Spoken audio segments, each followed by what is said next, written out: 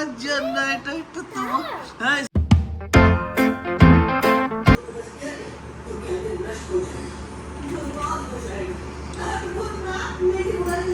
Hey guys, good morning. Welcome back to my Bengali vlog channel. কেমন আছো তোমরা সবাই? আশা করছি খুব ভালো আছো। আমিও খুব ভালো আছি। চলে এসেছি একটা নিউ ব্লগ নিয়ে তোমাদের সঙ্গে। পুরো ঘেমে নিয়ে অস্থির, কারণ কি কাটিং করতে কাটিং হয়ে গেছে। এবার শুধু জাস্ট এই ইয়েগুলো পিসগুলোর সঙ্গে এটা ইস্ত্রি করে নেবো, দেন লাইনিং করতে হবে। লাইনিং করলে এরকমভাবে করতে হয় ব্যাপারটা। তো ওই জন্য একটু প্রিন্ট ফিন আটকে নিচ্ছি, দেন ইস্ত্রি করবো, দেন যাবো স্টিচ করতে। তো এখন কাগজ ইয়েটি উড়ে যাবে বলে ফ্যান অফ করে বসে আছি। তো স্টার্ট করে দিয়েছি, ব্যাস হয়ে গেল এগুলো।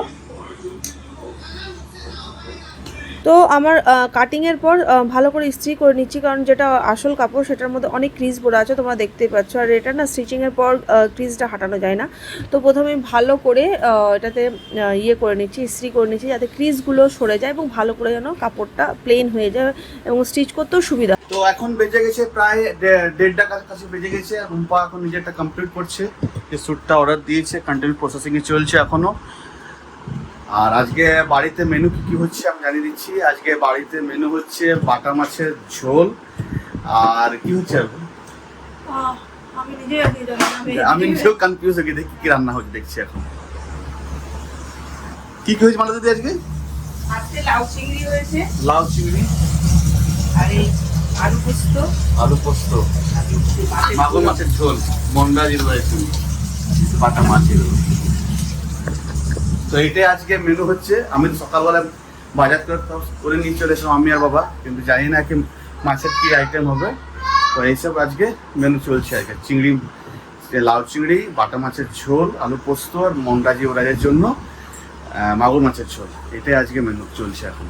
আর মন্ডাজকে এখন হোমওয়ার্কগুলো কমপ্লিট করতে দিয়েছি, কেন কি মানডে তো ওর একটা টেস্ট আছে, তার জন্য মন্ডাজ নিজের পড়াগুলো এখন কমপ্লিট করে নিচ্ছে এখন।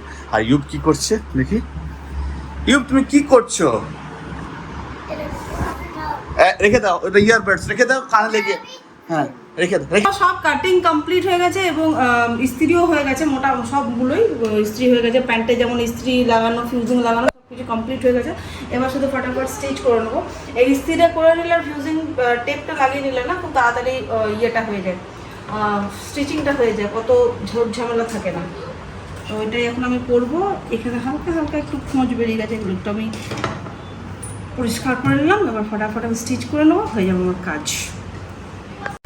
তো প্রথমেই প্যান্টে আমি পকেটটা বসিয়ে নিচ্ছি এবং ওপরে যে টপ স্টিচটা দিতে হয় সেই টপ স্টিচটা আমি দিয়ে নিচ্ছি এখন।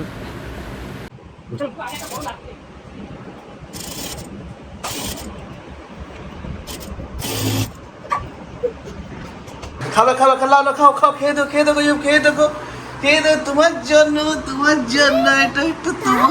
হ্যাঁ স্টার, এটা কেমন লাগছে ইউ? টেস্টি হয়েছে, খাও। তো এখন আমি লাগাচ্ছি কলারটা। সকালে প্যান্টটা আমি কমপ্লিট করে নিয়েছি, এখন কলারটা লাগাচ্ছি।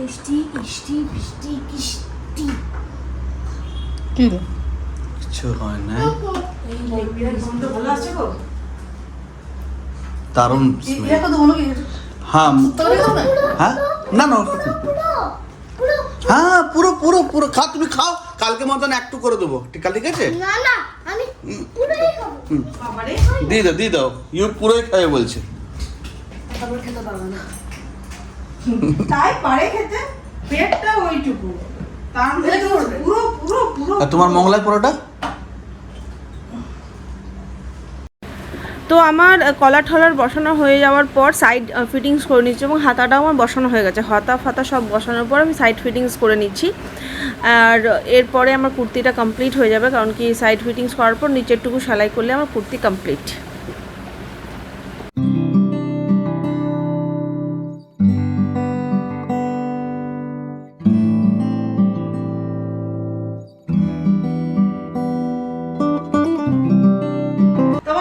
কমপ্লিট হয়ে গেল, কলার ফলার সব লেগে গেল এই যে।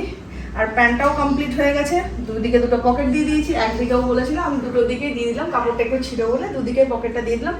আর কুর্তিটাও কমপ্লিট হয়ে গেল। কুর্তি মানে চুড়িদারের ওপরটা এই যে কলার ঠলার দিয়ে শুধু দুটো হুক বসাতে আমার বাকি আছে। দুটো হুক দুটো বসিয়ে দিলেই কমপ্লিট হয়ে যাবে।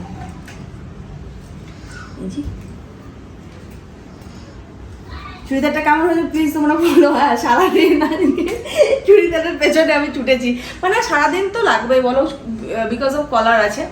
আর কলার থাকলে না, কলার আর এই বেলটা থাকলে একটু দেরি হয়, মানে ফিনিশিং দিতে একটু দেরি হয়। যদি ফিনিশিংটা না দিই না, এই সামনের এই বেলটা যে ফিনিশিংটা তোমরা দেখছো, এই ফিনিশিংটা যদি না দিই প্রপার, ভালো লাগবে না দেখতে। তো ওই জন্য একটু দেরি হয়েছে। আর বাদ বাকি কলার ঠলার জন্য একটু মানে দেরি হয়, বাদ বাকি অনেক তাড়াতাড়ি হয়ে যায়, ফাস্ট হয়ে যায় চুড়িদার, সারাদিনে হয়ে যায়, মানে দুটোও হয়ে যায়।